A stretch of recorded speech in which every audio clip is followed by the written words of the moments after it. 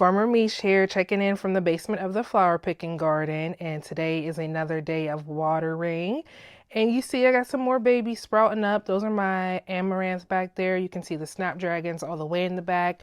There's a little bit of sprouting, but we'll get a better close-up shot. But today is watering day, and these are the Gloriosa daisies down on the bottom shelf. If you were on my live on YouTube yesterday, you saw what I was going through with those. But I flooded the tray underneath that, and I put the Gloriosa daisies in there so that they can soak up the water from underneath, and I wanted to water them that way. And then these are the giant chief celosia. That's a picture of me holding them. And then here's are the echinops that I started yesterday. So yeah, I'm just giving those a good water, flooding both of those trays, and they'll soak up the water in those blocks. And then next, these are the Love Lies Bleeding amaranth. So as you can see, some of those are already sprouting. I think I started those on Friday.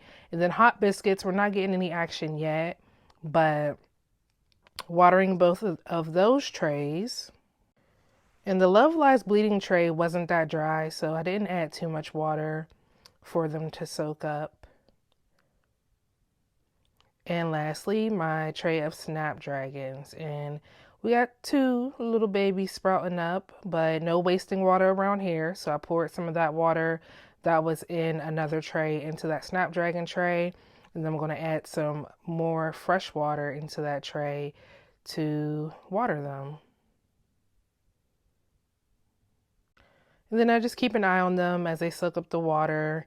They're not super dry today, which was good. I left them on the outdoor shelf instead of the indoor greenhouse today, but everything will be going inside the indoor greenhouse. So I'm using both shelves today because I'm not going to come back and water tomorrow. So just placing everything in there so that it has some space.